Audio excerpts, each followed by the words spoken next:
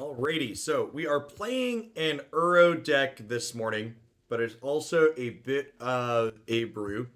So, God-Pharaoh's Gift is a card that was an Amonkhet Remastered. That's a very powerful card. It's in the top 8 of the Mythic Invitational that's going on this weekend. At the beginning of combat on your turn, you may exile a creature card from your graveyard. If you do, create a token that's a copy of it, except it's a 4/4 black zombie. It gains haste until end of turn. So, we pair God-Pharaoh's Gift with its designed enabler, Gate to the Afterlife. So Gate's a 3-mana artifact that says whenever a non-token creature you control dies, gain a life, draw a card, discard a card. You can pay 2 and sacrifice Gate to the Afterlife to search your graveyard, hand, or library for a card named God-Pharaoh's Gift and put it onto the battlefield. So Gate to the Afterlife in conjunction with lots of other creatures to get things into the bin.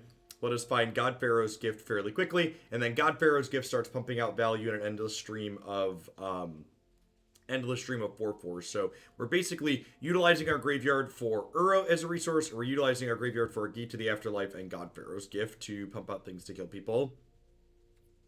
And what's going on, SJ? Yeah, so for folks who are my regulars, I've adjusted my schedule again to be a little bit more accommodating for Christy and the kids. And since I was changing my weekday schedule, I wanted to change my weekend schedule as well to match it. So I'm just on consistently at the same time in the mornings.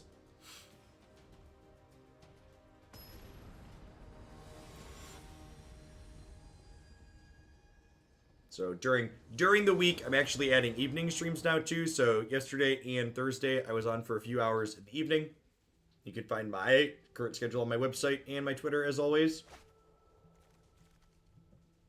This is fine. Not amazing, but fine. The tapped land kind of sucks, but we'll get to go. Give our colors at least in playable hand, it looks like. We are on the draw. So we spike the untapped green on 1.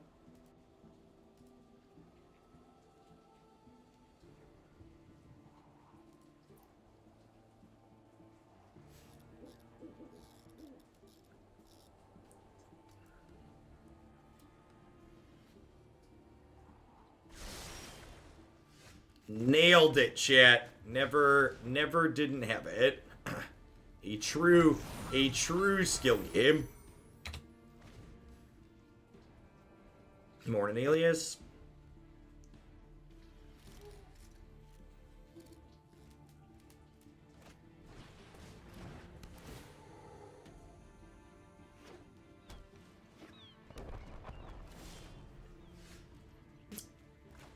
Can we just Gate to the Afterlife here? I guess I could Emry to start. Yeah, let's Emry to start.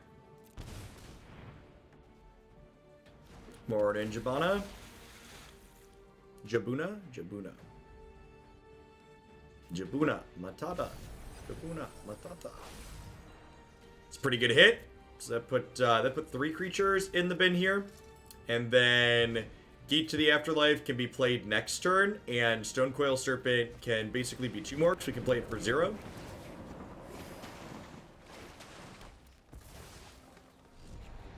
One of the things that's really nice about Gate in our deck against other ramp decks is that Gate and God-Pharaoh's Gift are both colorless cards.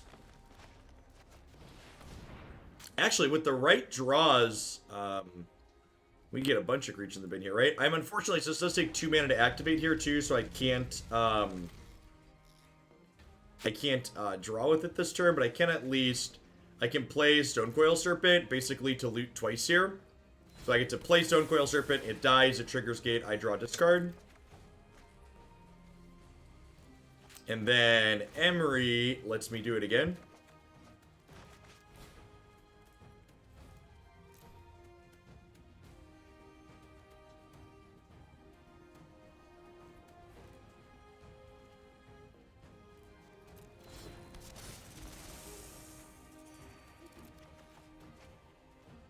I'm going to bin the Champion of Wits. That puts me up to... That Wits puts me to 5 creatures in here. So next turn I could activate Emry and then... Activate Emry to cycle to loot with the Stonecoil Serpent again. And then use this to go get God-Pharaoh's Gift.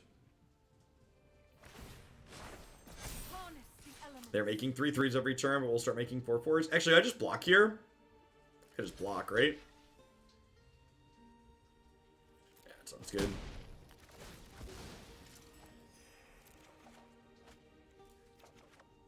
I'm gonna hold on to this for now because we could theoretically have a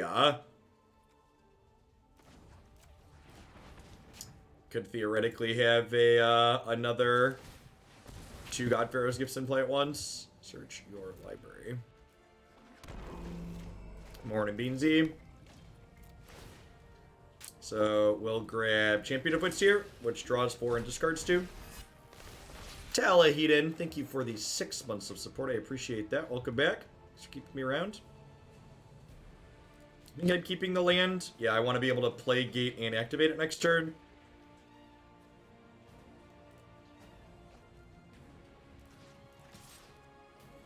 Actually, am I attacking her? It just would. I think I'm actually holding this back for now because I guess I'm at 22. The question is, so like, if I attack the Nissa, I'm gonna get hit by 2 3/3s on the backswing. But I think that's okay, right? I'm at 22. I guess I get Uro to gain life back. That's probably fine, right? They're gonna chump with Grazer probably, or just put her to 2. But I need to get through the Grazer at some point.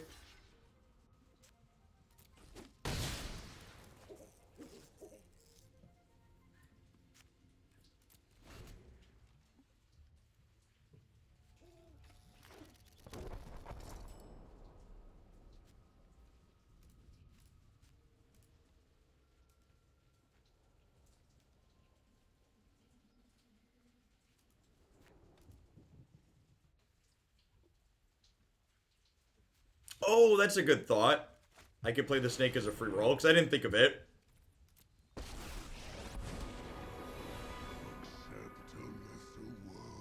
I appreciate you pointing that out. I just missed that Emry could cycle that.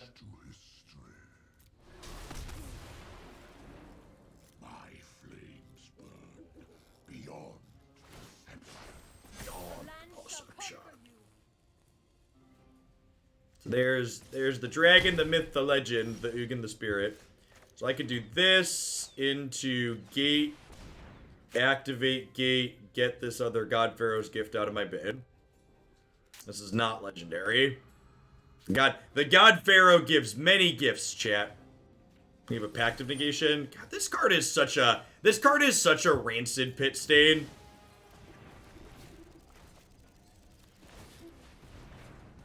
I really despise free counterspells. Really despise free counterspells.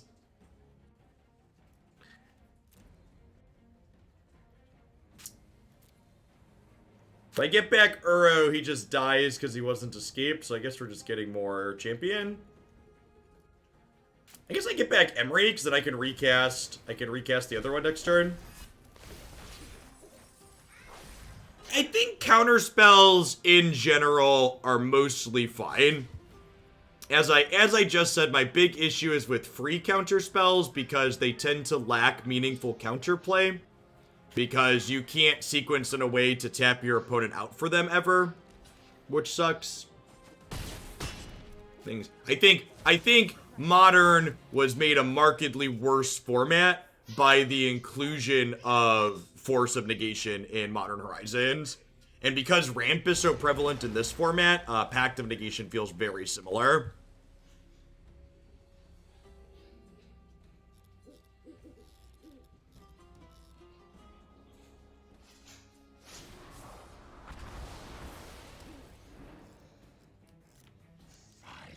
Well, that's an Ugin down tick. What's up, team? It's fine if the lights are on, dude. I promise. You are not the power police.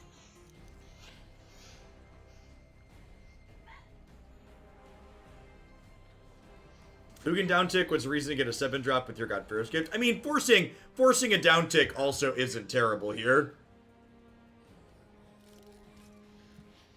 Like at the end of the day, forcing the down tick is fine.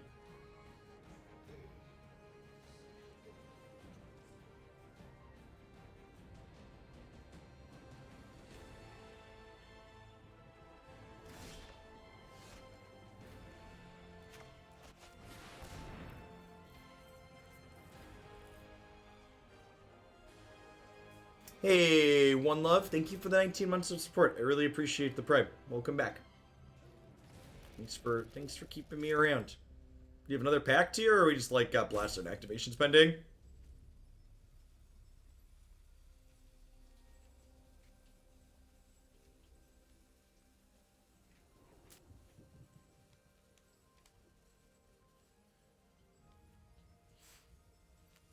I love how Blast Zone gives priority no matter what, but Tower doesn't. Well, yeah, I mean, Tower's a mana ability, so obviously they have mana abilities programmed differently than... They have mana abilities programmed differently than what activated abilities are. It's definitely the distinction there. So like this is an activated ability that it's holding priority for, whereas, Phyrexian Tower making mana is a mana ability.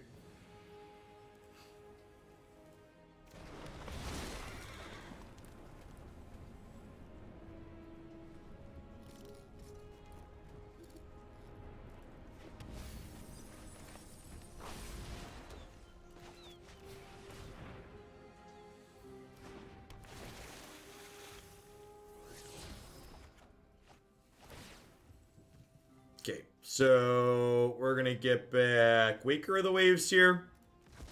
That way Ugin has a hard time getting rid of it. And then we'll force another land to chump block here as we attack Nissa. Yeah, you could technically activate it for X to 0, so you could always activate it. Yeah, like Sterk said, it's technically a legal play, it's just often not a useful one. It's descriptively accurate.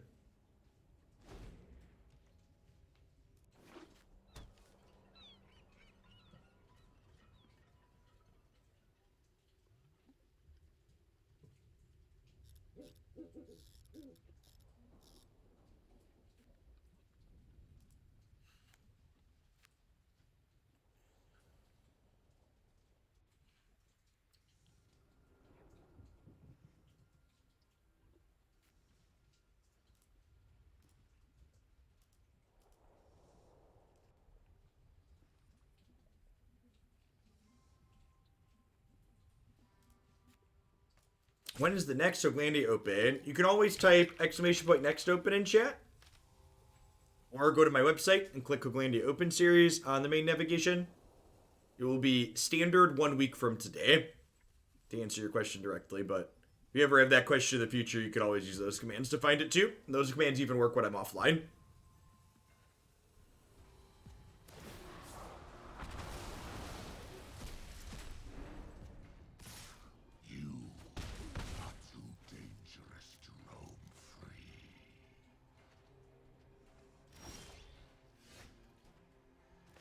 So I'm going to start with Cavalier of Thorns here. We have one of Craterhoof Behemoth in our deck.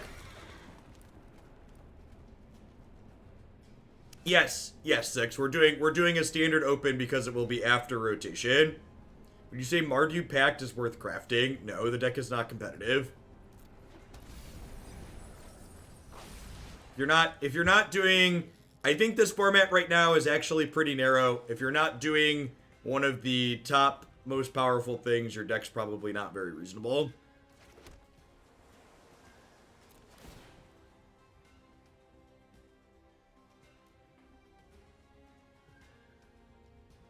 I guess I just floop another Cavalier here, huh? Try and find that Craterhoof to close out next turn.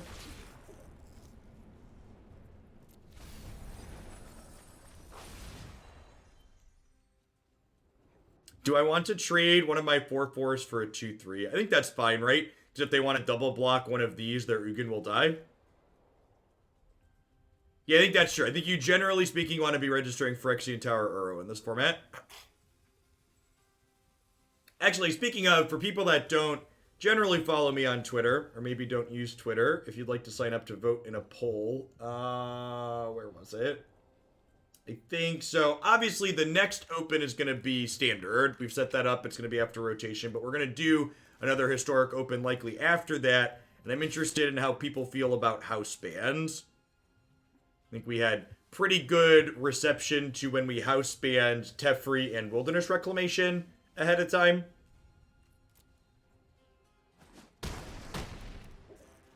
And I think, so for people that don't click on the Twitter link or watching this on YouTube in the future, I And what I am tentatively thinking about house banning for the next historic open. Again, this is assuming Wizards doesn't wake up and address their or change their format first. Is Uro, Claim the Firstborn, and Muxus is what I believe would be reasonable historic house bans. We are definitely not light on ways to escape Uro. That is accurate. We've got some cards in our discard pile.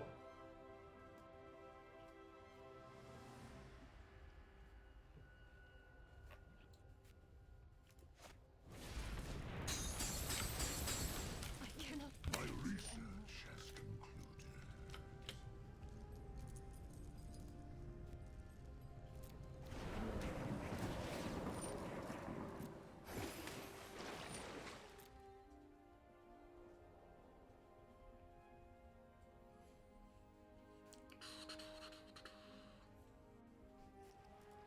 One Craterhoof in these 12 cards, chat. We get a bunch of looks at it for next turn.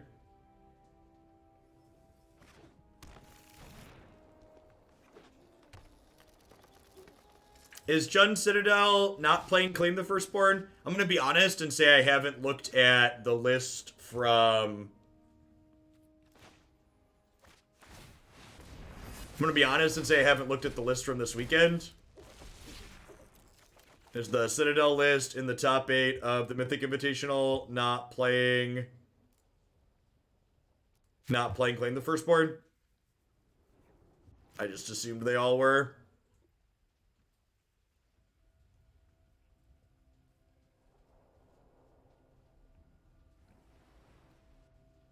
Do I just like try an Ipnu here to hit my thing? I'm gonna.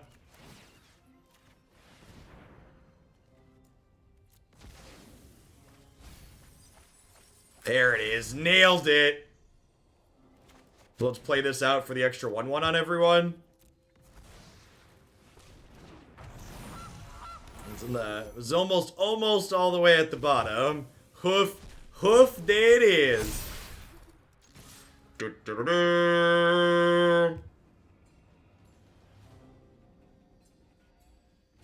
Ipnu Rivulet and I, we go way back, chat.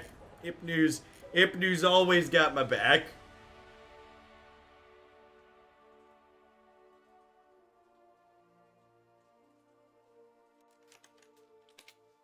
There's the Twitter link, Ginger.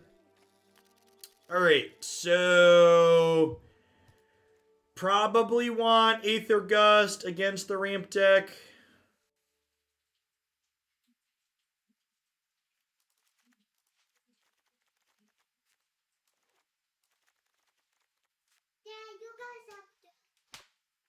Oh, apparently I'm too loud. They need to shut the door. So like my goal for house banning things isn't to ban everything powerful and fun and interesting. So like there's a reason why I think if I want to get rid of something from the sacrifice decks, it's not like I don't think Mayhem Devil's a good ban. Like I think getting rid of Claim the Firstborn from the sacrifice decks is the best choice because Claim the Firstborn explicitly limits counterplay and entire strategies from effectively being able to attack those ones. I think we bring in Scavenging Ooze here because they're an Uro deck, Aether Gust because they're basically green ramp. Need 2 more cuts here.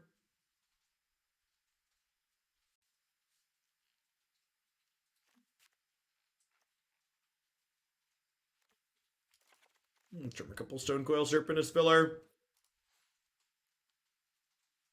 You stand corrected, they do. Yeah, in my experience, I think the sack decks are really sweet, but I think Claim the Firstborn makes them incredibly oppressive against anything playing small creatures.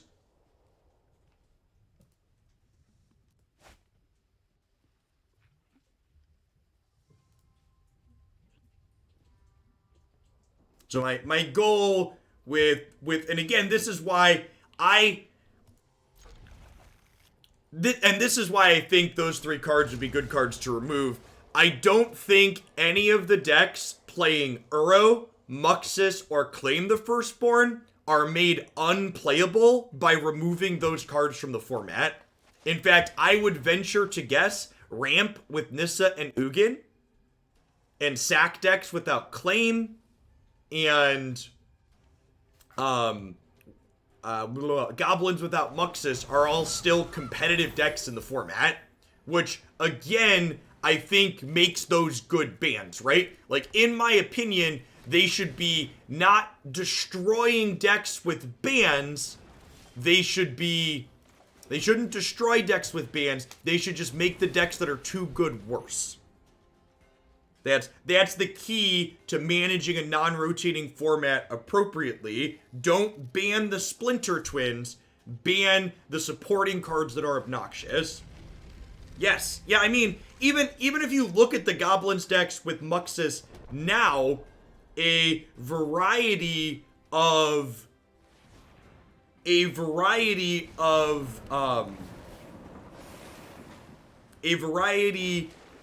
their wins don't come on the back of Muxus. I do not ever intend to unban cards for the Hooglandia Opens. So if we do custom ban lists, it will always involve banning extra things as opposed to unbanning. And part of the reason for that is if you're adding other cards back into the format via unbans, people literally can't play games in client to test it. They can't. So while obviously historic with cards removed is a little bit lower power level, ban Skirt Prospector and not Muxus. Stop it. Muxus doesn't make Goblins a competitive archetype. Muxus makes it an obnoxious combo deck. Goblins is still a competitive, reasonable aggro deck without Muxus.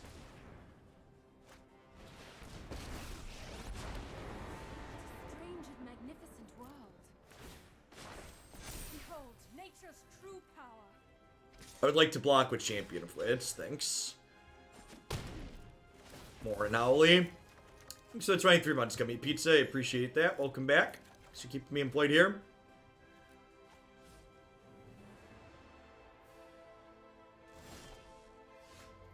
Oh, I guess that was bad. I had in my head that I could cast Cavalier this turn, but I definitely didn't have a food, right? Yeah, I should have been to land and kept the second goose there.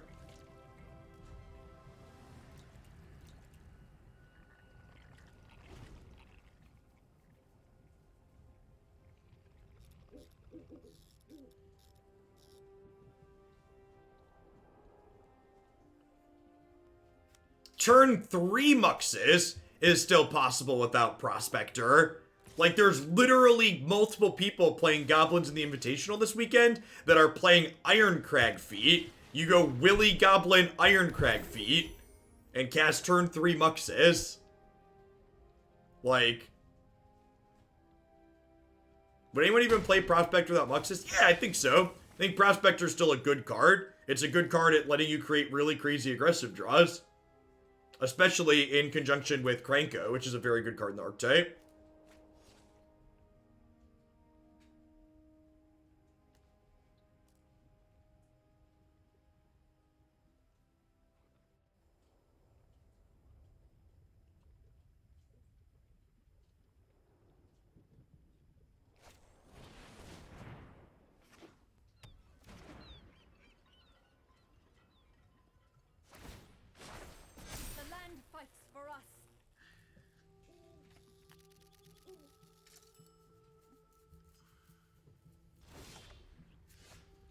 Did they miss their attack step?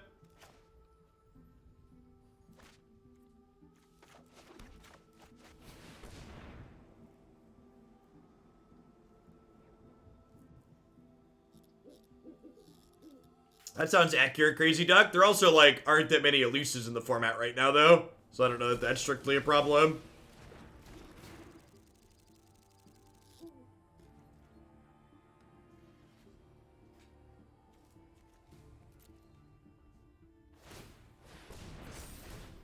In my experience so far, there have not been a lot of elusive decks in the format.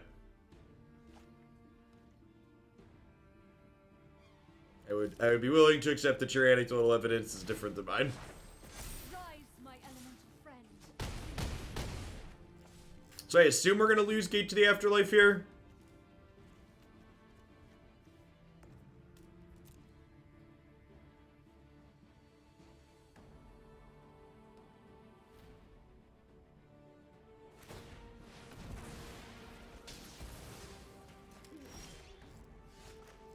There might be something to this Nissa card, chat.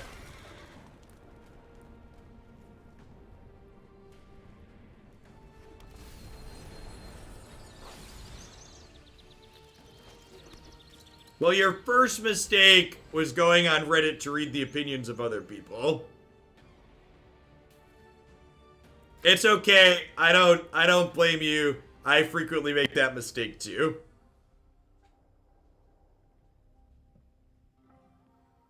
Actually, I actually tweeted out a couple of snippets. I was reading feedback on the Mythic Invitational, and I've always been someone that's been critical of like obvious easy mistakes that Wizards makes during their coverage, even during paper Magic times. And like during paper Magic times, people would always try and act like I didn't understand what I was talking about, and this was obviously much harder than I thought it was. But it's extra funny with this digital coverage now, because like people are like making up excuses for why Wizards can't do coverage better, and it's just like, well, no, I've literally done it better. I've done it better with less staff and no money. Well, very little money. I pay the people that do work for me, a small amount at least. Ah, Ulamog, he is a hungry boy, chat. That should be done. We should be done to that, right? Can't take that one off the table.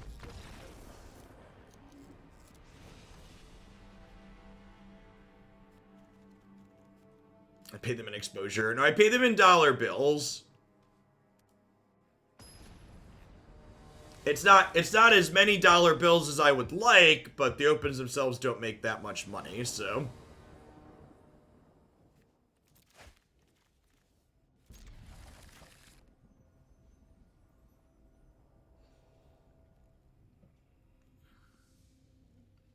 My Cool Stuff Inc. rep, gosh, they're great, did say that they were okay with me doing a find hot singles in your area pop-up ad bit during the next open though, so that's great.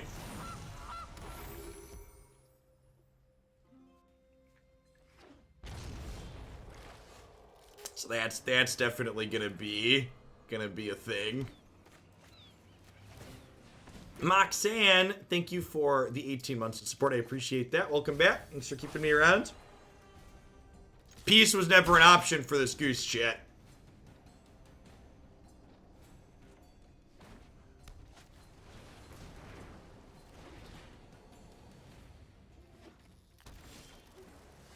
I ruined it by talking about it. Nah, it'll be great.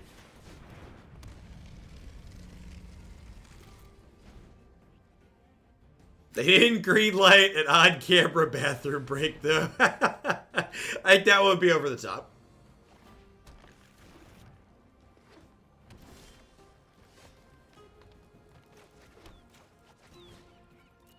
Reactive negation. Whoa, my spell resolved while my opponent was tapped out. That's so exciting. 1, 2, 3 creatures in the bin.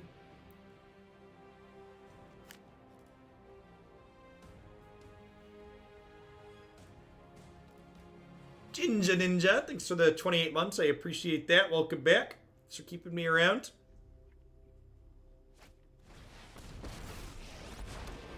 In this land, we are all connected. Rise, my elemental friend. Anytime Hoogalite number 3 is on stream, it's possible you're having an on-camera bathroom break and you don't even know it. Ain't that the truth? We drew Pact of Negation?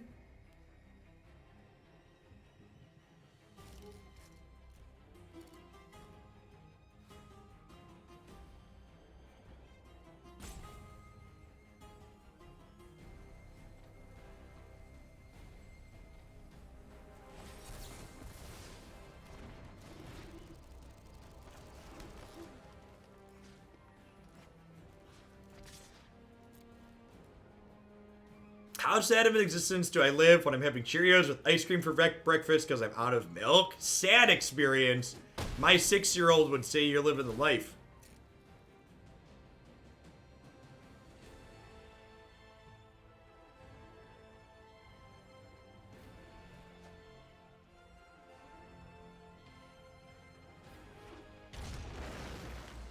That was a sweet animation for Hulabog. It's funny. It's funny because it's sad.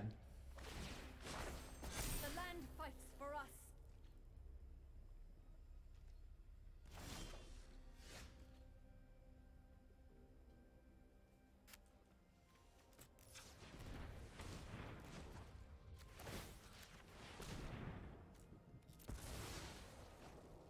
All right, Ipnu, don't fail me now. Ooh, don't fail me now.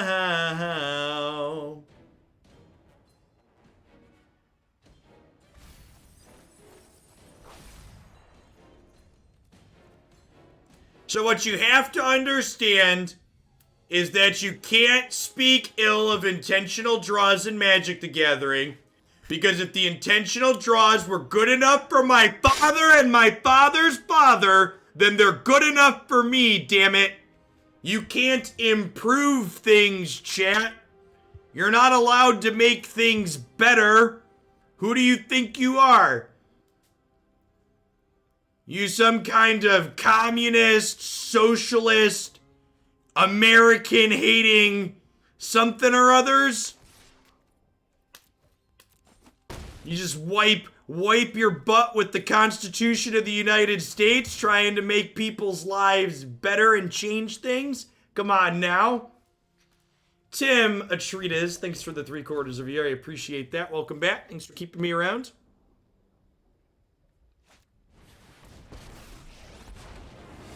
I also think part of the conversation surrounding unintentional or intentional draws is also a lot of humans are incapable of separating the idea of not judging a person taking an action from a critique of the action itself.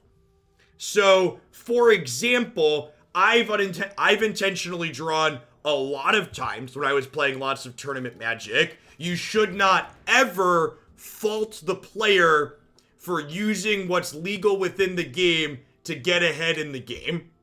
You can and should, however, be critical of the rules themselves and say, hey, we could change these for the better. So when I talk about intentional draws being bad for the game, I don't mean players should not be intentionally drawing.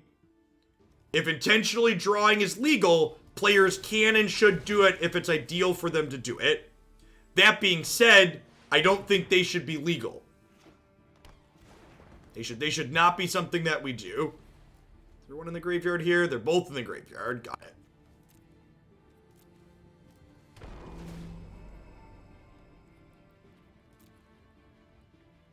She's at 6, so she's gonna die. I think I'm gonna take... They don't have an Uro in the bin. I think I'm gonna take the Champion of Wits here and draw some cards.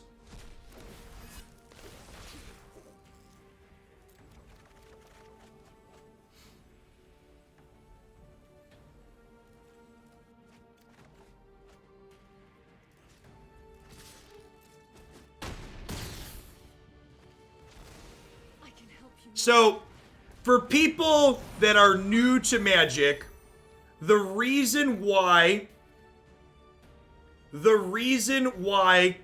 intentional draws are allowed in competitive tournament Magic is because you can't police people drawing in paper. If you tell players in paper they can't intentionally draw, what you end up with is many players just playing very slowly for the course of their match and then unintentionally drawing when it's beneficial. So you logistically cannot ban intentional draws in paper. Digitally, however, that's a non-issue. Digitally, that's a non-issue. The way the arena timer works, you can't have two players unintentionally draw. Maybe I'm just supposed to get the second God-Pharaoh's gift there. That's probably better. Yeah, with digital Magic, there should always be a winner and a loser. I'm gonna get Scavenging Ooze here so I can start hammering their graveyard. It also lets me attack through this 5/5, which is great.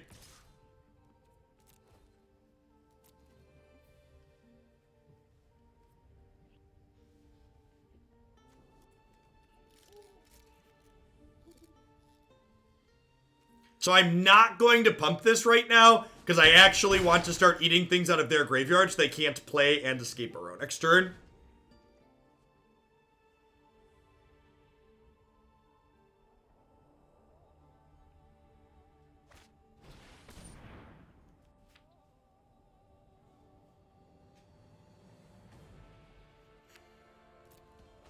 I tried to watch some of the Invitational yesterday. You know what's never on that show? Games of Magic.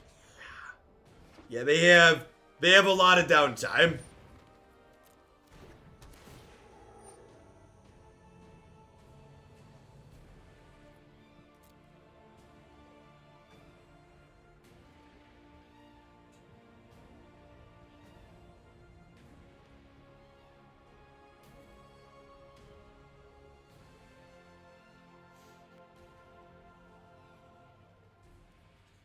Saw the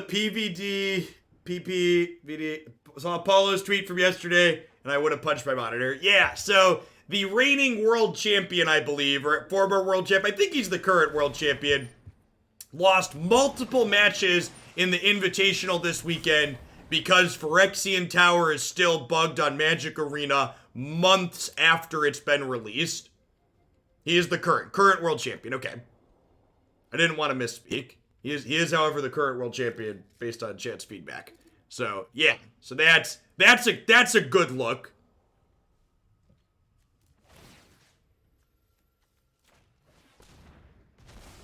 The land will not forsake you.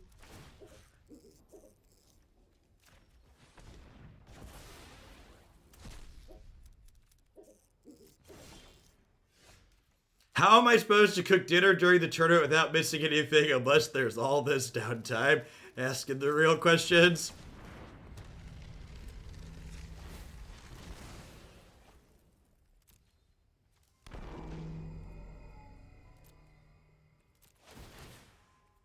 So I think I actually want to get Cavalier of Thorns here. So that way I can get more green sources to make my Scavenging Ooze better. They also work me towards finding a, they work me towards finding the Craterhoof Behemoth.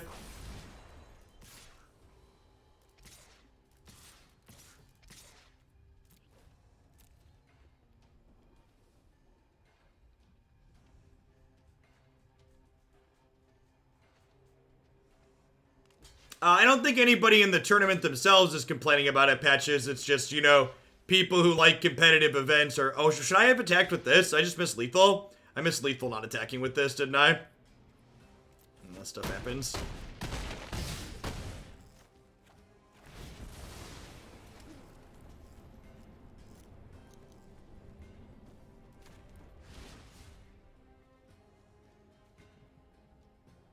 Correct. You are correct that it's not unique to Tower. You are correct that it is an issue that happens with any mana ability that you might want to activate when you don't have a spell to cast.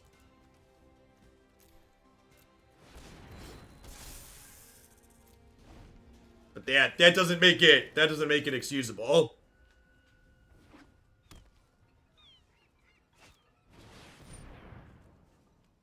Magic boomers get very upset, chat, when you imply that we should do things differently than we've always done them before. Alright, so they're going to -5 this, and then my God-Pharaoh's gifts and my Stonecoil Serpents are going to kill them. It's going to be great.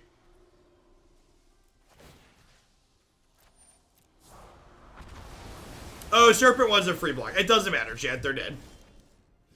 It does not matter. They have died. To the essence of the marvel.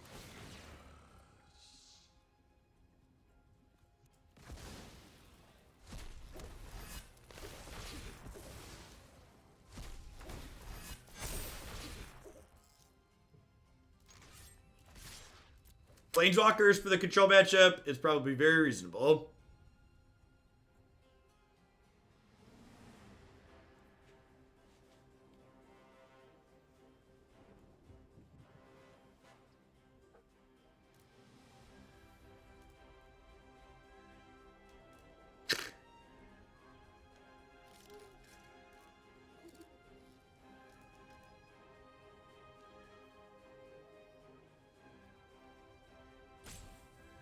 When's the Runeterra tournament? At the end of the month.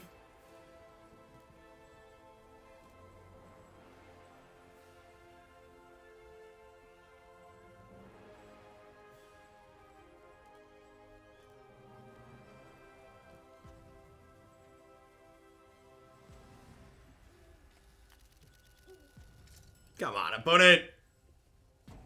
Opponent has 8 minutes left on their clock. I have 14 minutes left on my clock. Yes, that's pretty close. This is a long game.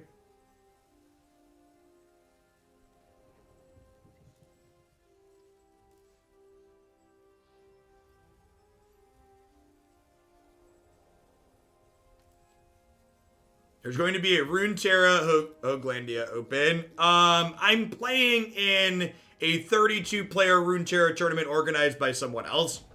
I do not intend to organize my own Runeterra tournaments until there's some kind of nice platform like MTG Melee to organize them on. Running large open event tournaments on something like Smash tends to be a tedious experience.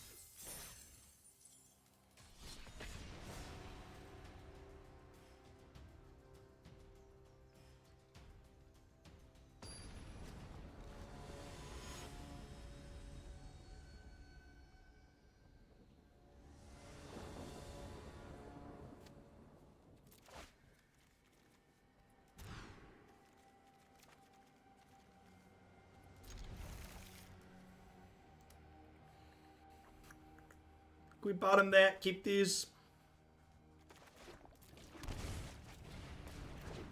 Runeterra does not currently have a spectator mode, no. Runeterra is also not pushing itself as an esport, though. So, like, everything being done in terms of stuff for Runeterra is all community-based stuff. In fact, I would expect that part of the reason why Runeterra doesn't have large Riot organized tournaments yet is because they don't have things like Spectator done yet. I would expect if they plan to do that they're gonna get features like that ironed out first. I would bet large amounts of money that Runeterra gets Spectator mode before Arena does, definitely.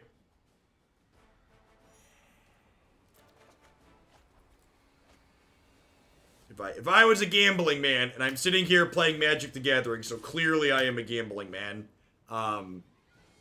Runeterra would have my money for Spectator first.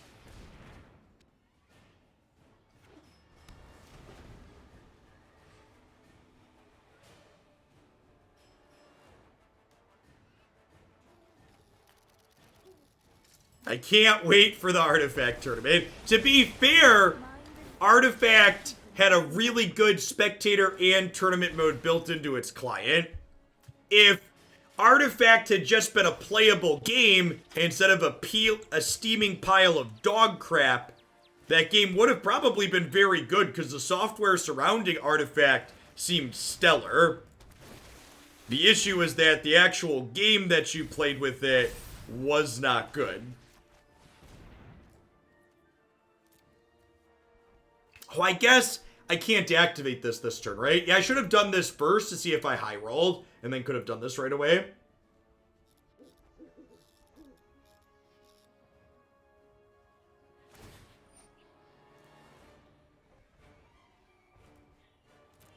Hone your prowess. How much are timeouts? Always complimentary, handsome.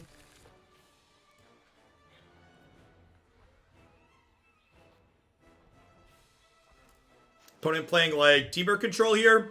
Like blue-red unplayable cards, splash Uro and Growth Spiral to be somewhat playable.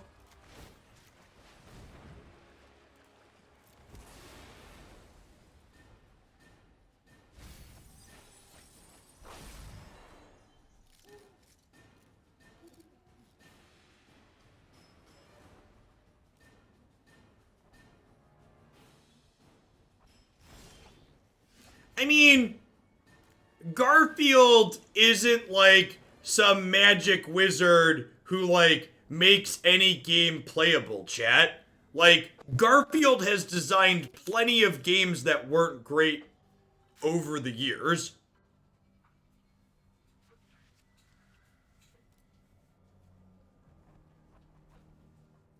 Just like people who build good decks, like, there's plenty of crack plenty of eggs on your way to making an omelet. Eleanor, thank you for the 2/3 of a year. I appreciate that. Welcome back.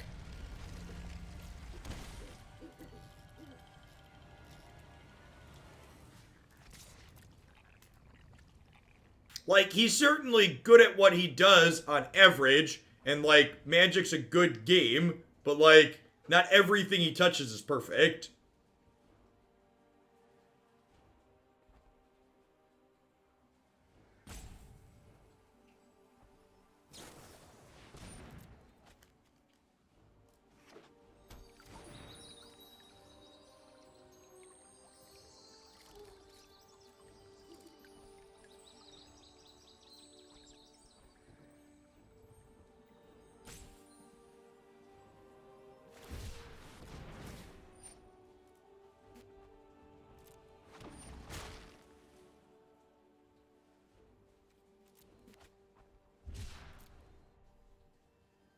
Is Artifact 2.0 any good? I assure you that it has to be better than Artifact 1.0. I can't imagine that it's worse.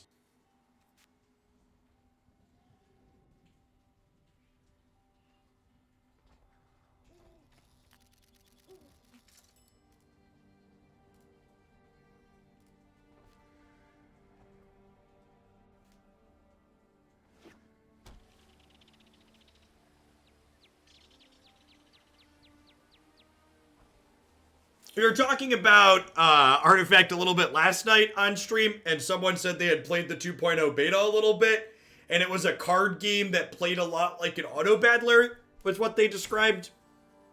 So I don't know, maybe that's someone's kink.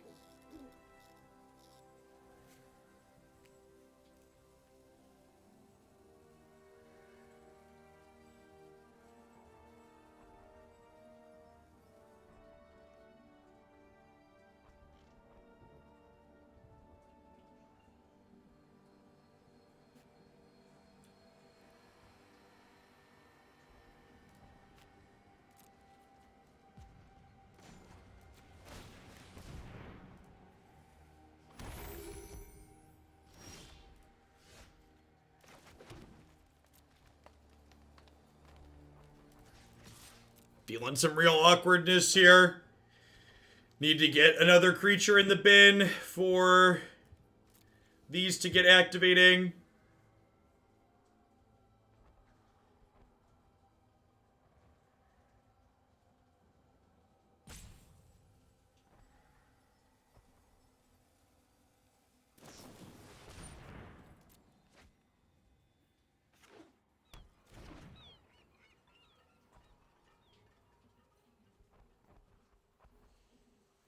So I think the best way to describe auto battlers is auto battlers are basically Magic drafting with the worst part of the draft removed.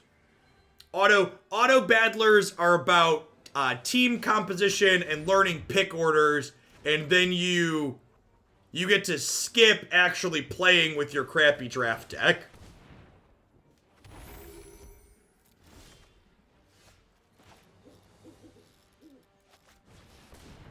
So it's a spreadsheet. Yeah, in a lot of ways. I mean, there's a lot of games that I think you could describe as it's a spreadsheet. But that definitely includes those, yeah.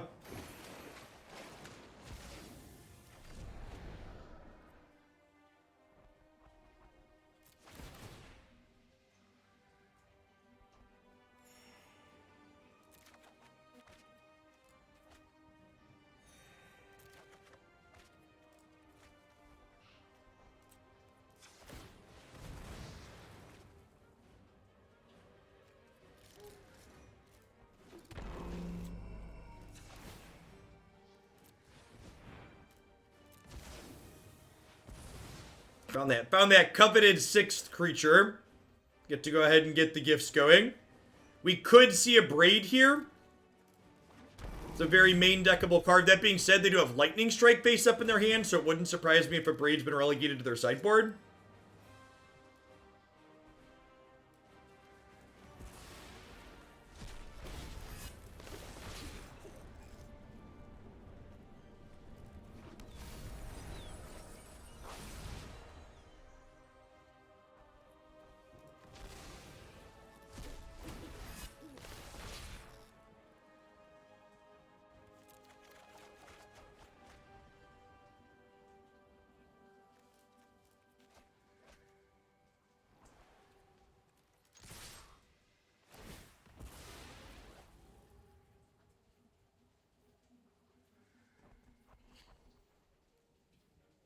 So I assume we're going to see them Lightning Strike something here.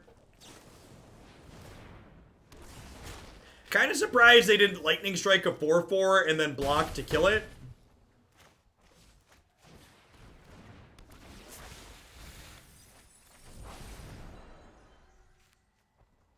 Alright, dual deck Shark Typhoons versus God-Pharaoh's Gifts.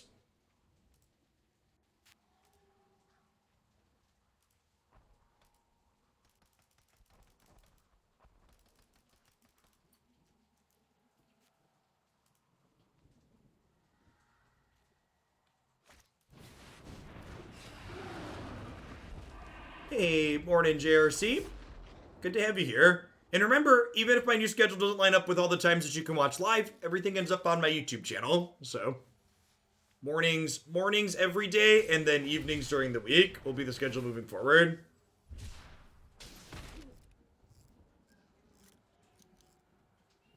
Now, that's our first time playing it, Pift.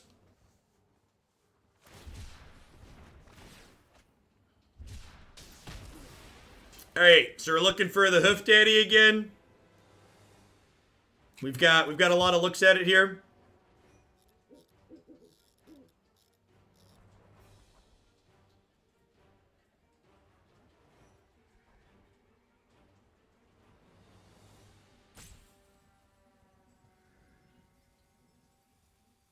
Awesome. But I'm trying to figure out if they're dead this turn or not. They are technically not dead to known information. We're going to hope to find a hoof to kill them, though.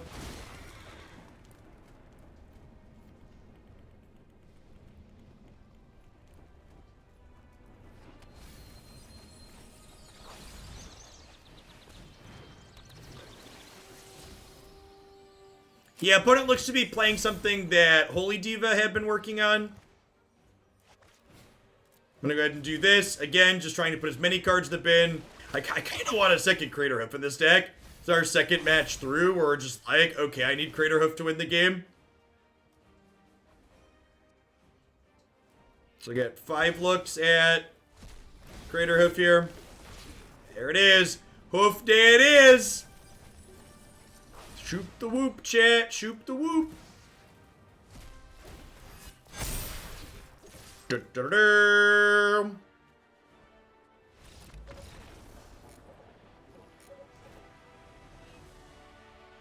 Uro could be cut for a hoof. Nah, stop it. You're drunk. Go home.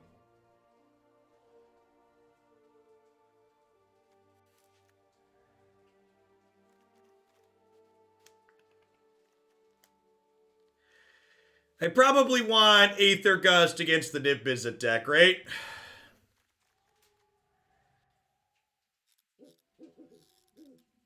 Uro can get cut when it gets banned.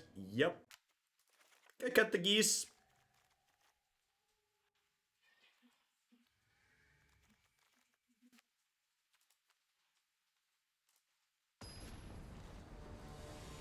Yeah, I think I agree with that. Probably cutting Emry before. Honestly, probably cut the 4th Merfolk Branchwalker.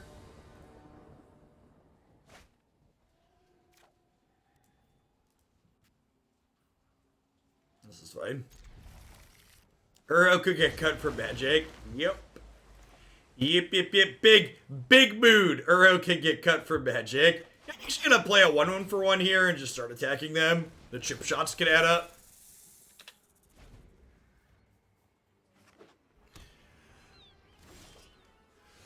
Hey, that's a sweet hit too, and a reason to play Stonecoil Serpent on 1.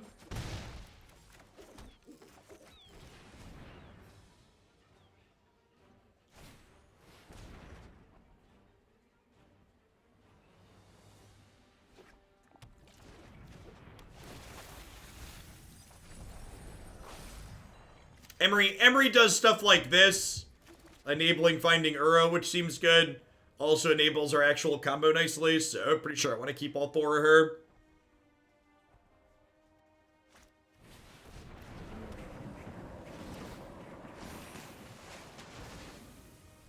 Oh, they're missing a land. That's good for us.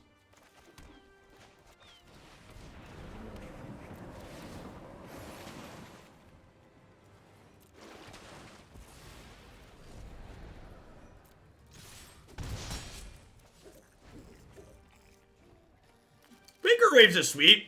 Like, this is basically a creature cantrip, right? It also fills the graveyard up, and it's something that's like decent. It's something that's decent to God-Pharaoh's Gift back. The card's super reasonable.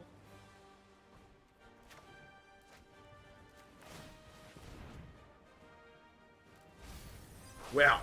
Neither of those are the land I wanted for Christmas.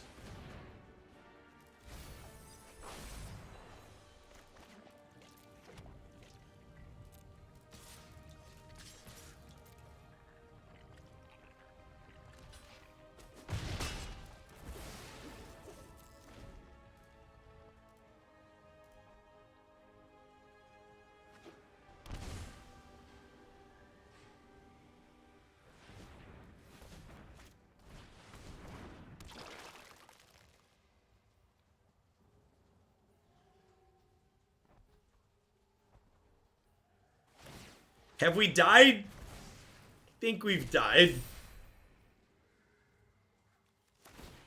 Maybe Elder Gargaroth here can pull us kicking and screaming through to the end. Maybe. It is a 6/6.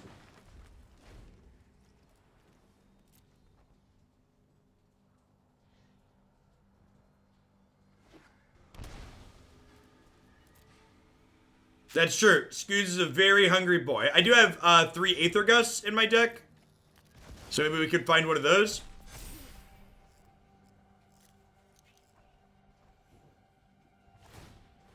And this is the problem with decks like this. Like, while they definitely feel powerful when you're left to your own devices and just, like, get to do random stuff, like, when your opponent has interaction, there just isn't a lot of meaningful counterplay. It's just like, alright, here's my thing. I hope it's good enough.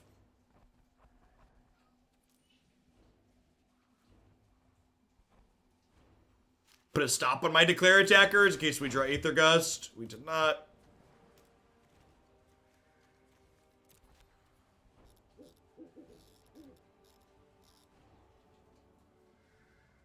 Paradise Sal, thanks for the 28 months. I appreciate that. Welcome back. 19 cooldown max. Good morning.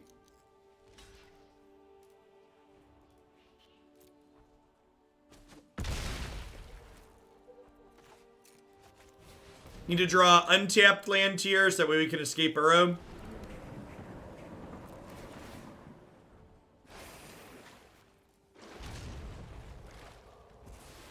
Dead here at this point. And I don't really have anything else I can do here, right? Yeah, I brought in my Aether Gust as my only answer to Scavenging Ooze.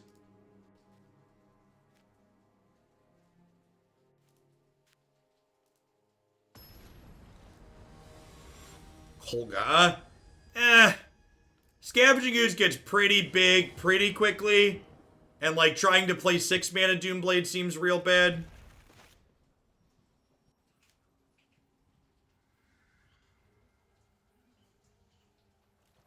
Yeah, getting out ahead of it, I think, is our ideal solution.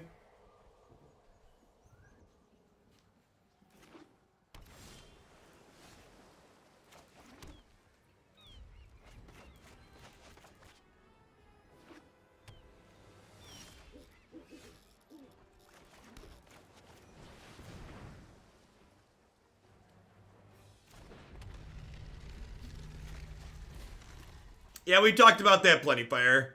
Magic the Gathering is the butt of the esport jokes. It is embarrassing.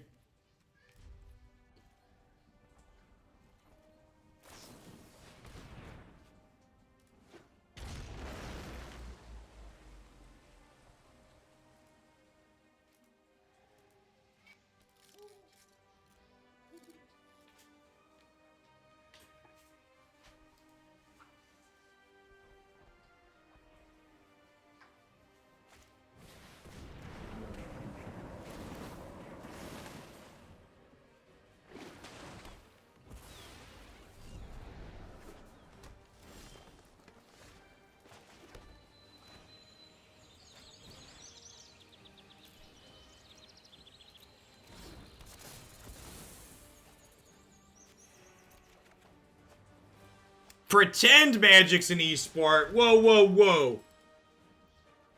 A Hasbro executive on a shareholders call told me Magic was a top 10 esport, chat.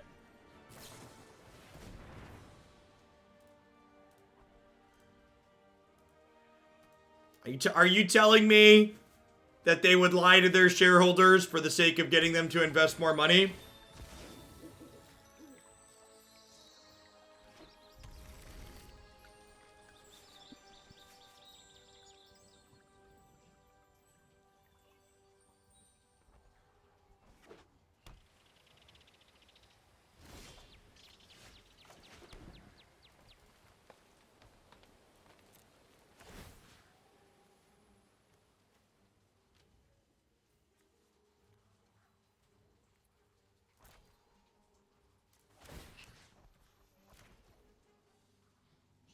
Put a second gate to the Afterlife into play.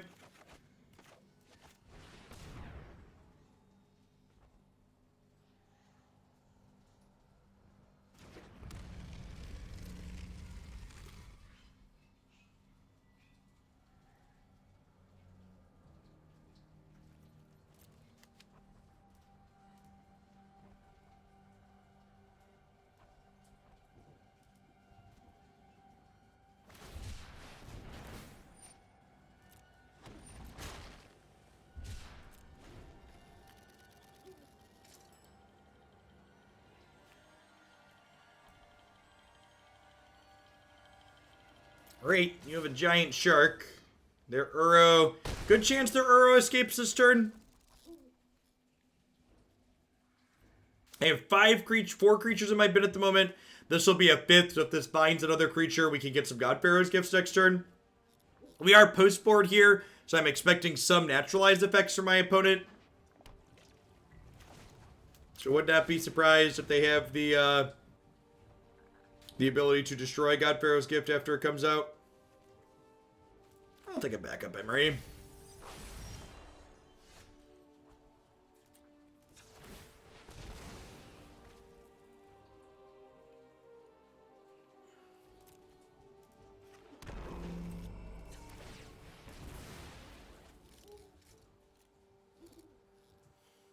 So, fingers crossed they can't destroy both my God-Pharaoh's gifts.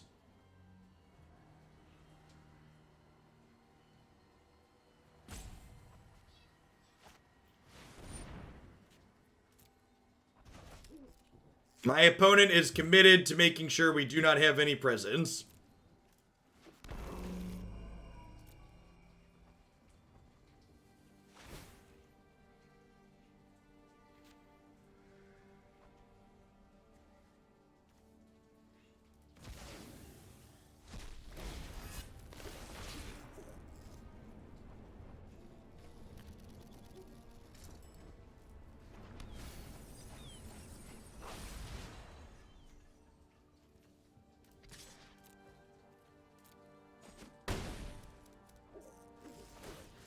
That's a fun thought. I suppose they could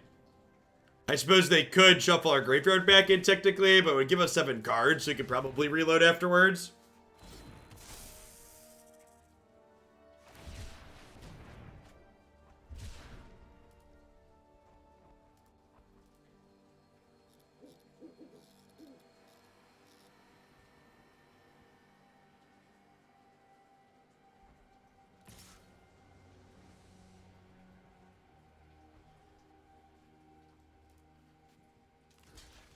We take our free block here. That's why we brought Stonecoil back. If they don't get rid of our graveyard, I get to gate to the Afterlife and go get another God-Pharaoh's gift. They're doing something with their bin. Probably just escaping our own.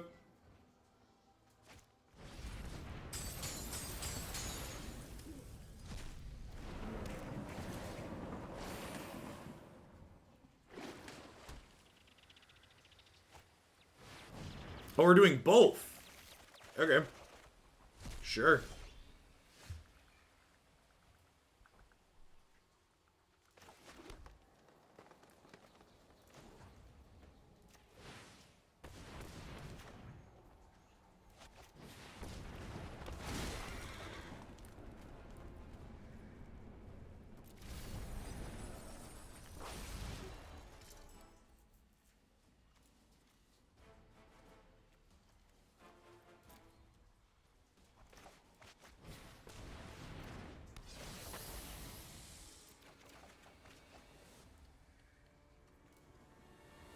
Oh, we're just pinning Branchwalker.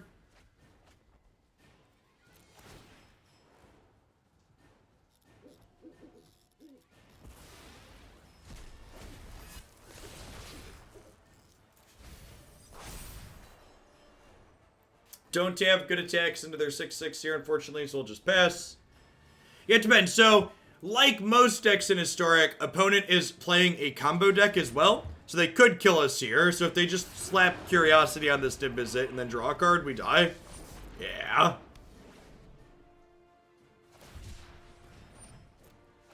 So, Curiosity lets them draw a card whenever they deal a damage. And this deals a damage every time they draw a card, so we get combo kills here.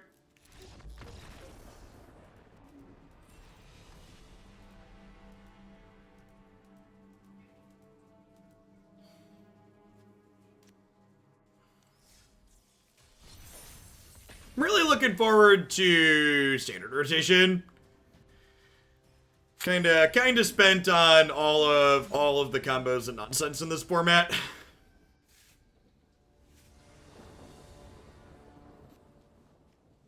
This is the last Historic deck in my queue that doesn't have Zendikar cards in it. I think I'm gonna take early next week off and just kind of recharge and focus on Runeterra and variety stuff.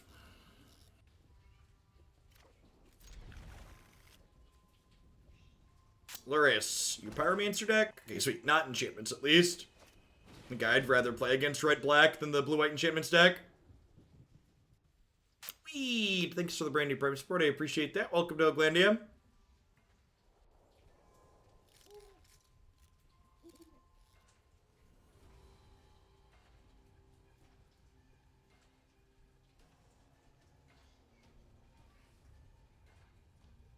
No, not at all, Chuck. So, I think combo decks existing in Magic is neat.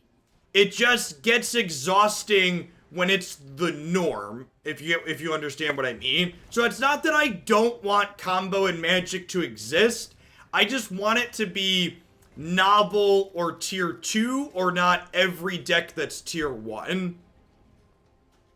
Like, the last opponent's deck is neat and fine, and like, its combo isn't offensive by any means, especially in comparison to a lot of other things going on in the format. It's just, there's so much of that in this format that it just kind of gets exhausting.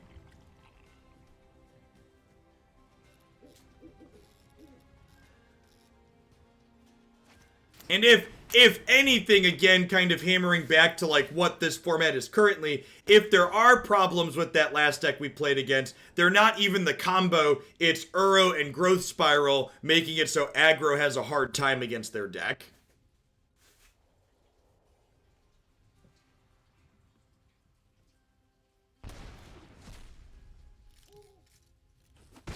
Thursday, Marty.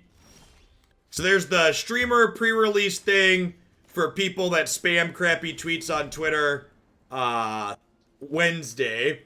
And then Thursday, everybody gets access to it.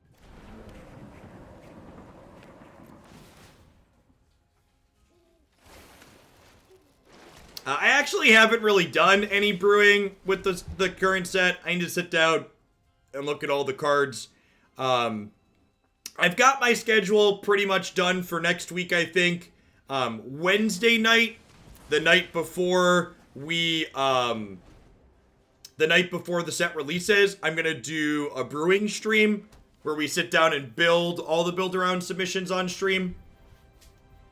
Had good feedback on doing that last time we did it. And I figure waiting to do that the night before is probably ideal to give people the most chance to send things in.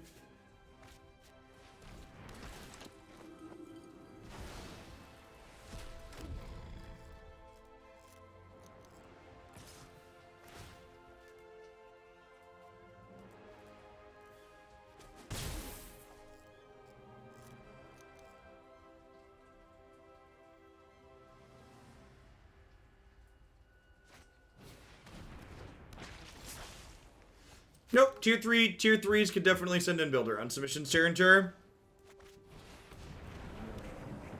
Build around submissions aren't different from normal submissions anymore on the channel. I upped the price of normal submissions to 25 and I left build arounds the same.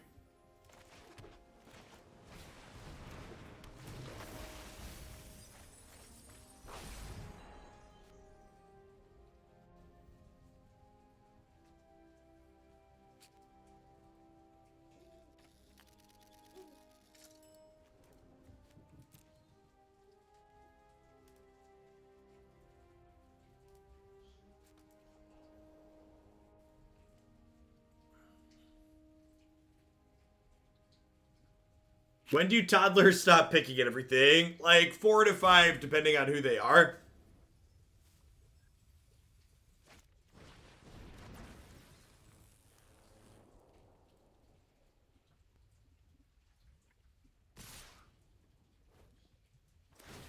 I'd be surprised if that's optimal, Hidden Flame.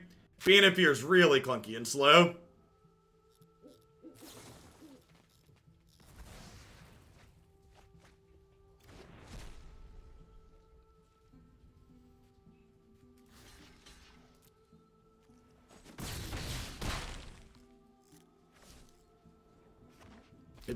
If your game is going long enough that you have time to Enigmatic Incarnation into Vanapier and then use Vanapier, you should probably be winning without the Vanapier.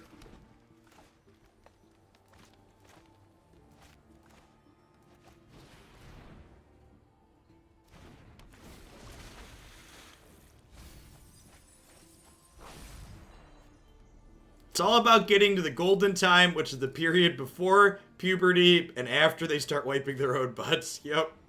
Jay Bood, thanks for the entire year of support. Let's get your sword to go with that shield. Thanks for keeping me around.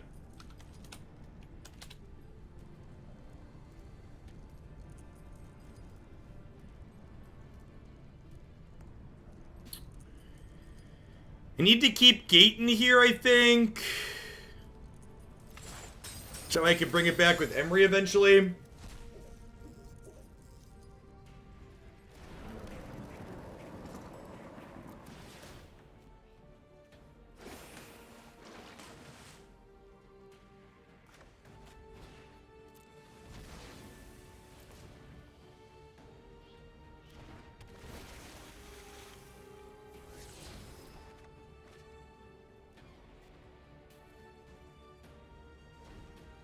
And there's also 2 stages of teaching them to wipe their own butts. There's they understand the act of wiping their own butt and they can do it well. Those are two different things.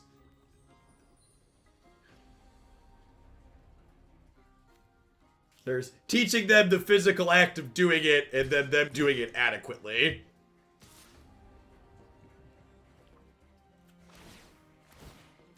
We are still in that phase, Chuck, with my 5 and 6-year-old. I feel you.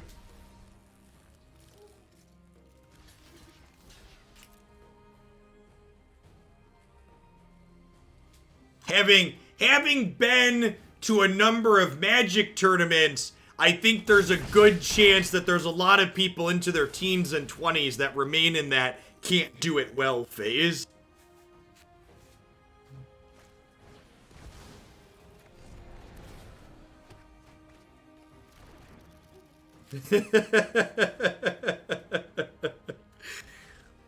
It's funny because it's sad. Alright, we've got 6 creatures in here, right? So I'm gonna get to the Afterlife next turn if they can't kill this Emry.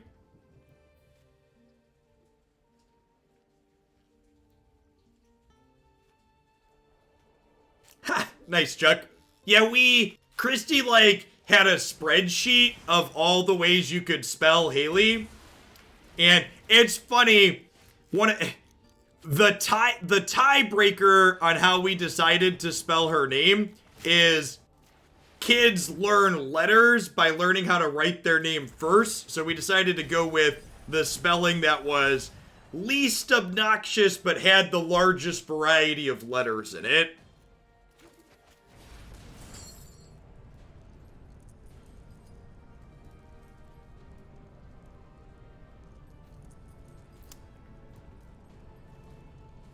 Yarr, just getting utterly dismantled here by the opponent's deck. Really showing the strength of Claim the Firstborn in this matchup. I do think that is genuinely one of the most powerful cards in this format. Okay, we can just cast God-Pharaoh's Gift next turn, so that's nice.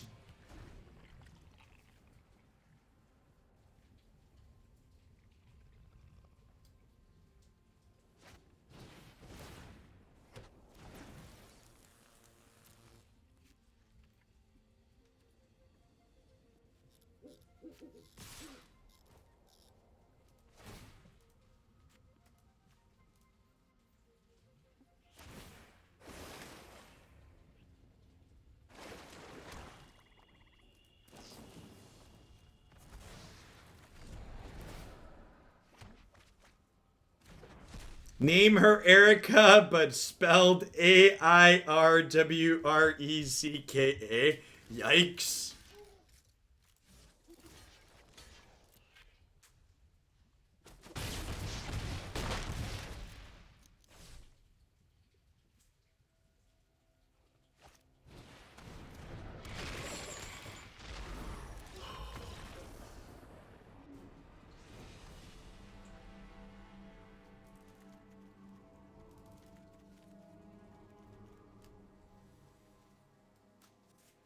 Is this an Aether Gust matchup? I feel like it's probably not, right? I think I'm trimming Goose because it's kind of an individually low power level card.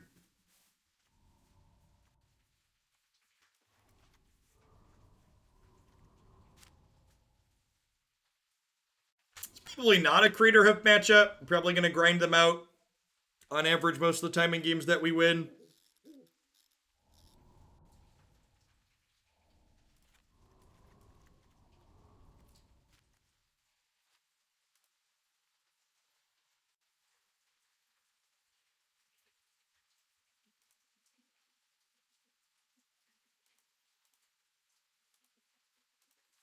Corvmex, thank you for the 26 months of support. I really appreciate that. Welcome back. Thanks for keeping me around.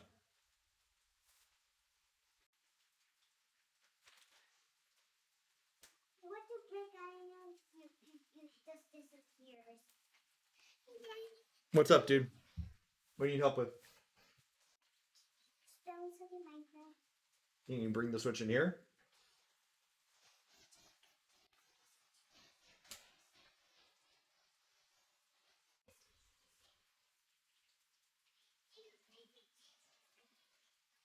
Love your chat, half on game, half on real life. There's enough downtime in Magic that you usually have plenty of time to discuss it, right? Even with Arena being faster than Magic Online, it still tends to be a kind of slow gameplay on average. There's few enough decisions that you have to make that you can talk through those and still BS about real things.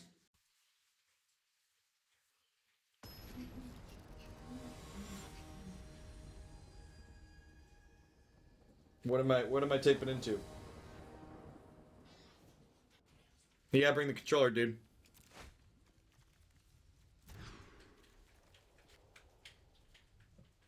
Okay, pull up the menu.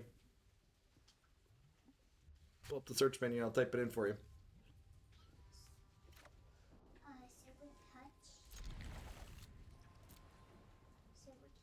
Silver touch. Silver touch? Okay.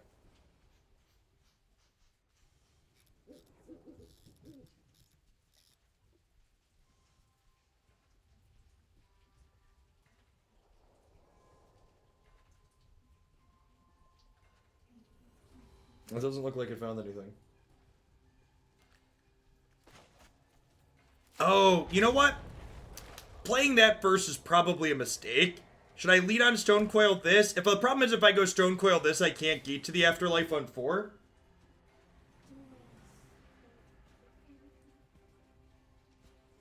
Let's try just silver. Silver found something.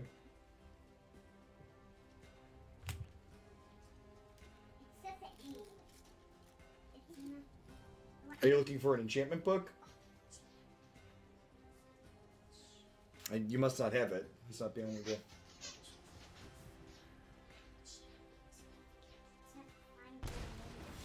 Well, if it was called silver, that would have found it, what I just did, bud.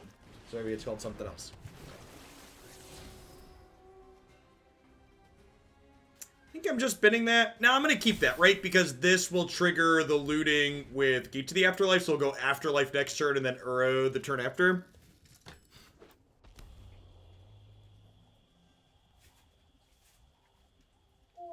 Hey, Daddy, can you like not the spell Excel, I can use the touch? Just spell touch? It's a good thought. Good try. Let's try that.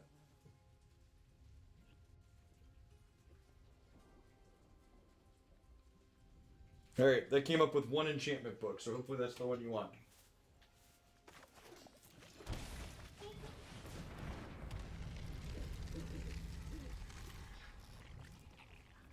We're gonna get Thoughtseize next turn, but it is what it is. I guess if we leave Branchwalker back, we at least get to block their Arcanist.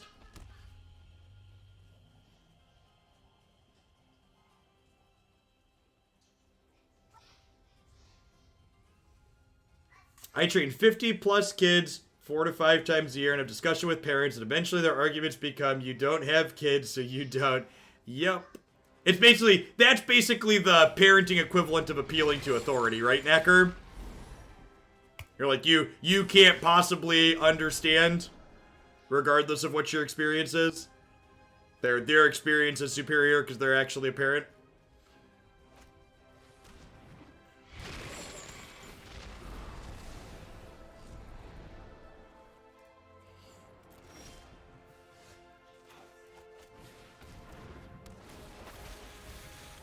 I think my favorite thing, so my wife's sadistic and enjoys reading opinions from stupid people on Facebook.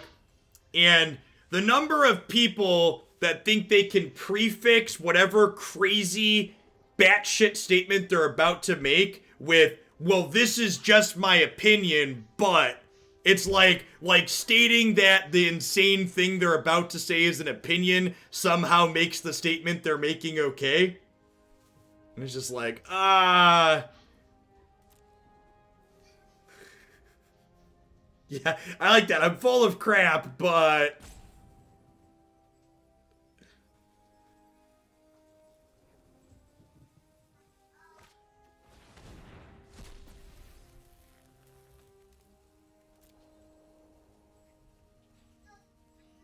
in my experience, Ted Cruz is definitely a lizard man.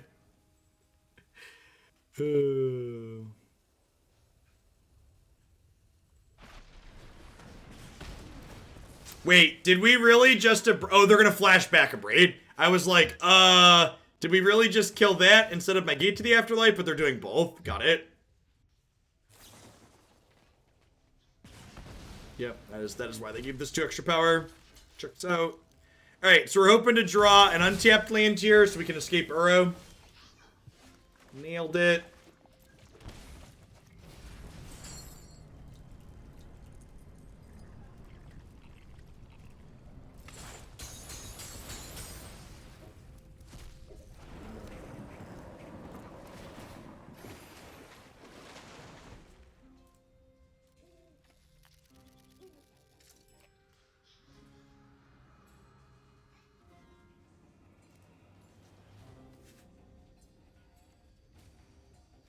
At least they don't have anywhere near enough cards to escape this Kroxa. Hoping to fade claim plus a sacrifice outlet. Furious Squirrel, thank you for the 33 months of support. I appreciate that. Welcome back.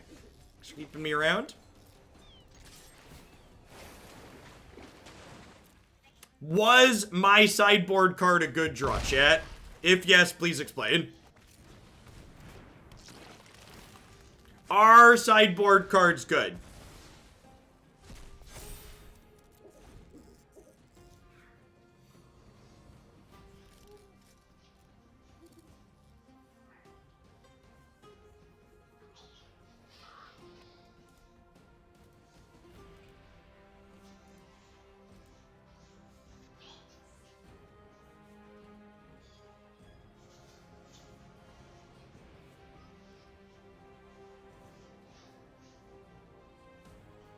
How's this deck been treating us? It's been kind of mediocre. It doesn't feel like it has a ton of counterplay against people that are interacting with it. When we get left to our own linear devices, it's okay some of the time. Like, we got raced by Temur Niv-Mizzet combo deck pretty handily.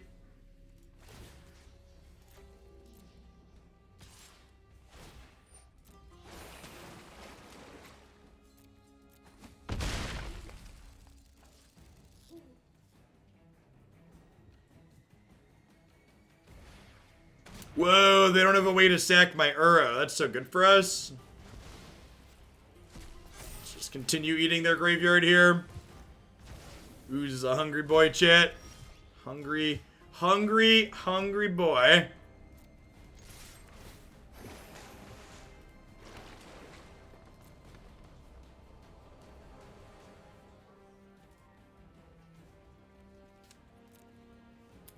They just said no blocks. Can I kill them? This is 10. If I discard this, it puts 5 things in my bin. I have 7 mana. Right? So if I do this, I can kill them.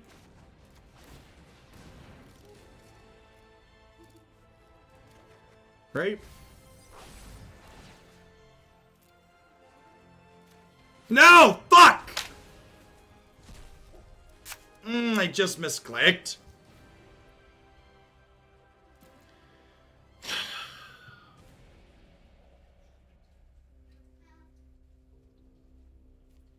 That's fine. We're probably still ahead. That was my fault. I misclicked. It would be nice if Arena would default to the graveyard with creatures in it, but I misclicked.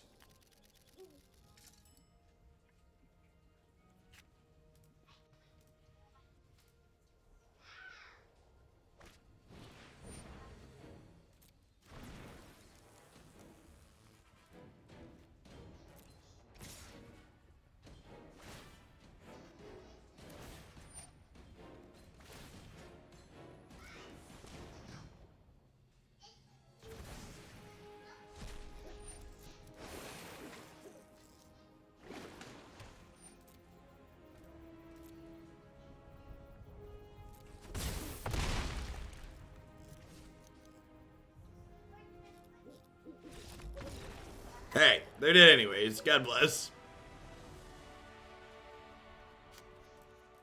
Scavenging Ooze. It's a heck of a card. When am I supposed to bring in Kogla in this matchup? Beating up any of their creatures sounds reasonable.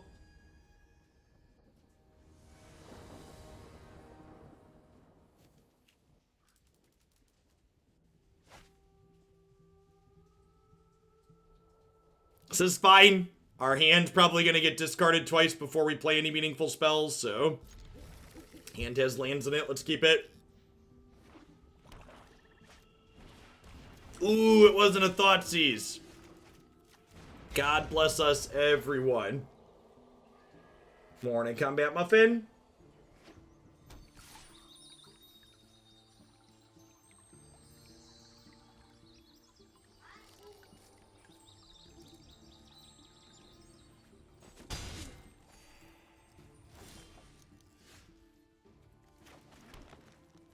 I'm gonna hang tight on the Scooze for now. It's pretty likely to die when we play it, I think, so I'd like to wait to play it until I can hammer their graveyard a little bit the same turn it comes down.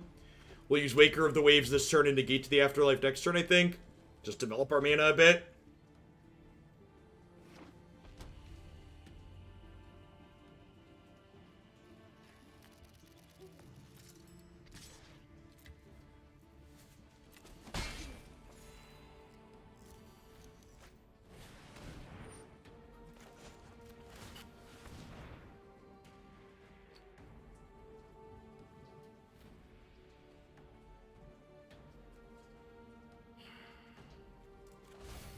I'm gonna take the arrow and then discard it, I think, here.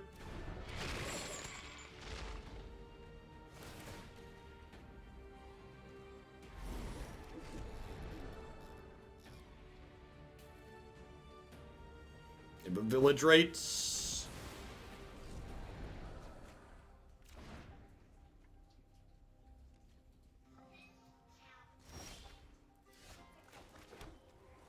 Second Scooze. I think we still just gate first. This way, if they kill the Scooze without claim, we can draw a discard. We're still a little bit away from escaping Kraxa. Probably will want to shock in Breeding Pool and play Scooze next turn and start munching on their graveyard.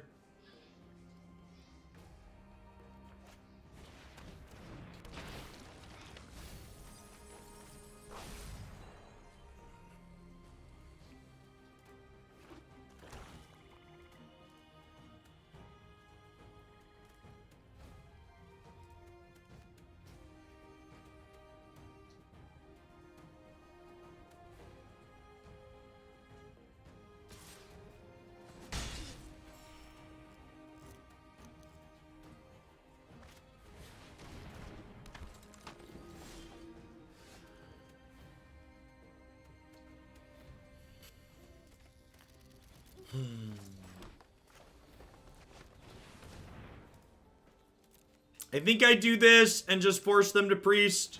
I need to deal with the Crocs in their bin. And this will trigger Gate to the Afterlife and get me working towards that 6 creature requirement for that to find God-Pharaoh's Gift, which is great.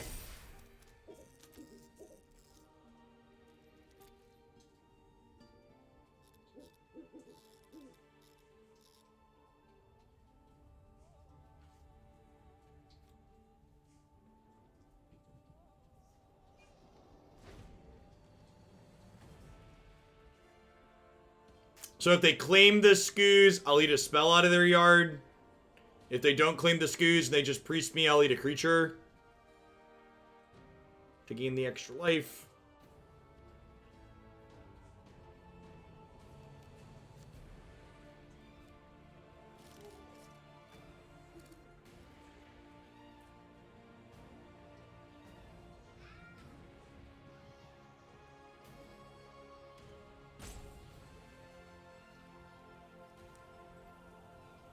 One's got 4 cards in hand and some choices to make here.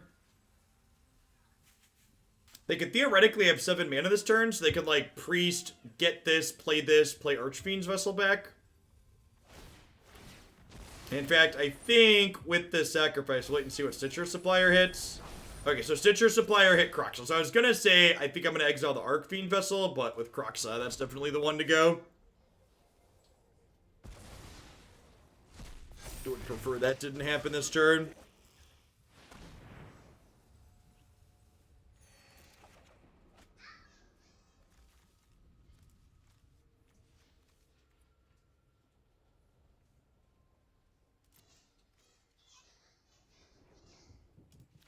I've been Champion of Wits here, and then if Waker of Waves finds a creature to ditch next turn, we'll be able to activate Gate to the Afterlife.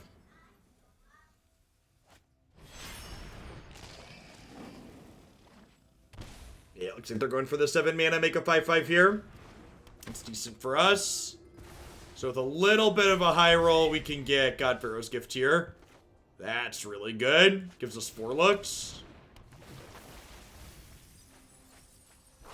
Okay. Oh, I'm so dumb. That's only 1. I needed 2 hits. Whereas Waker gave us 1. That's unfortunate.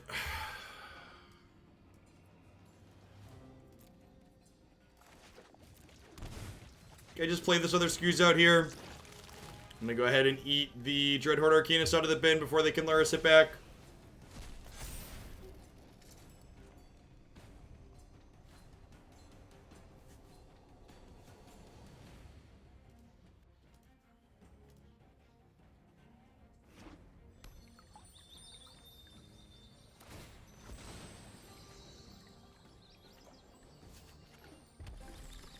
So opponent can play out Citrus Supplier here to dig for another Kroxa. But Kroxa actually not that bad on this board state, right? Because I don't like really mind discarding a card.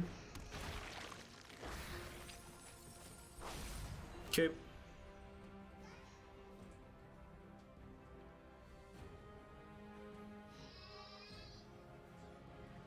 If we get to untap with the Scavenging Ooze and Gate, we probably can't lose. So we'll see what answers they have here lined up. Suppose they could just hit us for a truckload in the air. They could technically like double fame this demon, hit us for 9 down to 8.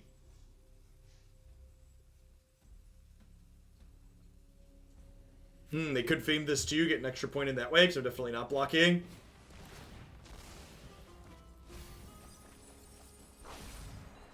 Yep, that seems good.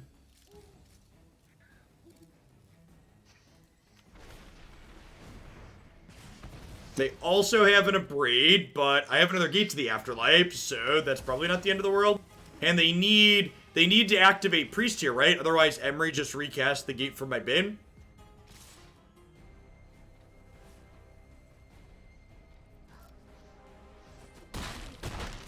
Is Spark Harvest, kind of like Bone Splitters, but you can pay extra mana and it kills Planeswalkers.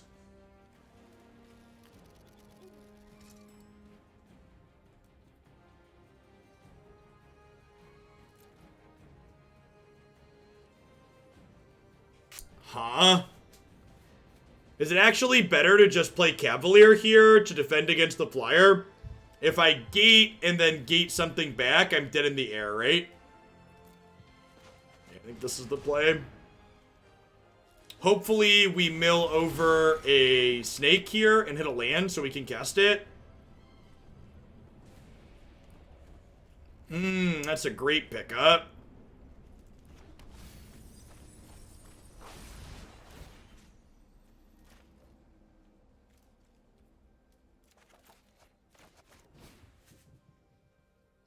Hey, thanks for 27 months, Doug. Yeah, I appreciate it. Welcome back.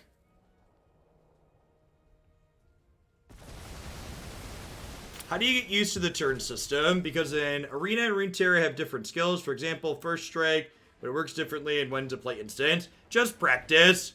The Runeterra priority system and turn structure definitely is more rewarding in my experience for understanding than Magic's is. It gives more play and more decision points. Gives you more opportunities to leverage play skill to gain an advantage than Magic does on average. Yeah, I would definitely recommend playing through all the tutorials. There's a bunch of optional tutorial levels. Don't skip them. Play through all of them, start to finish.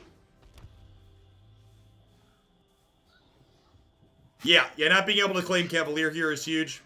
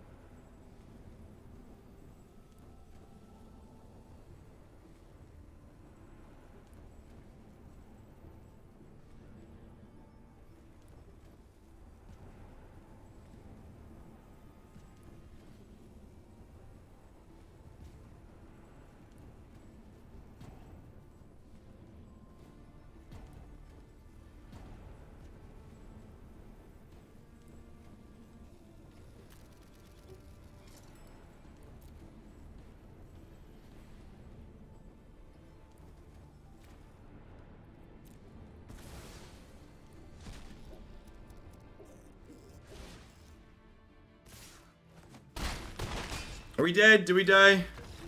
I don't even know what happened.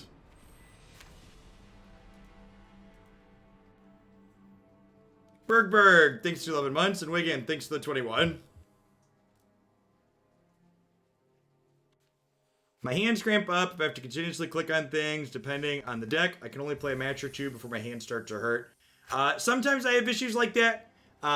Runeterra plays on mobile, and plays on touchscreens well, so not having to use your index finger and being able to play with your thumbs is nice. So if you have a tablet or a phone, it plays well on there. I don't know, this deck seemed bad.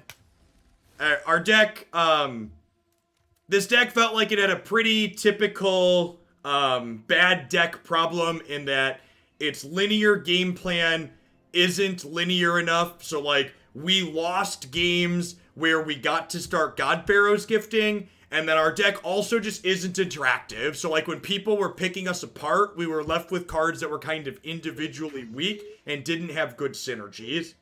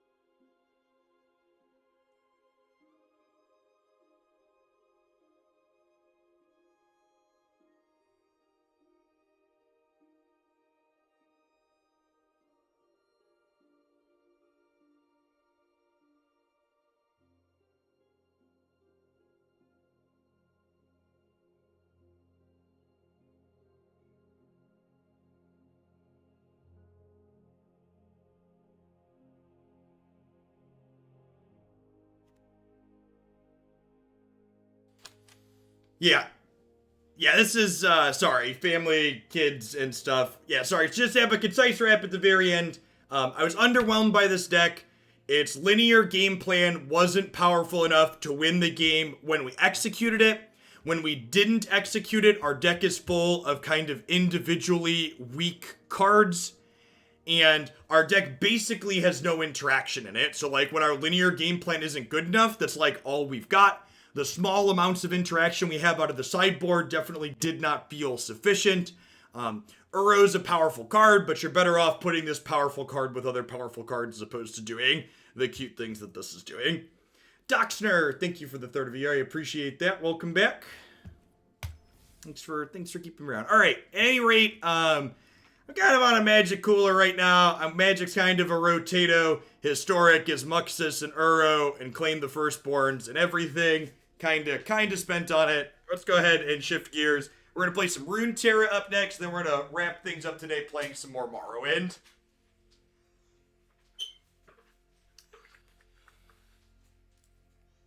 Let's play a sweet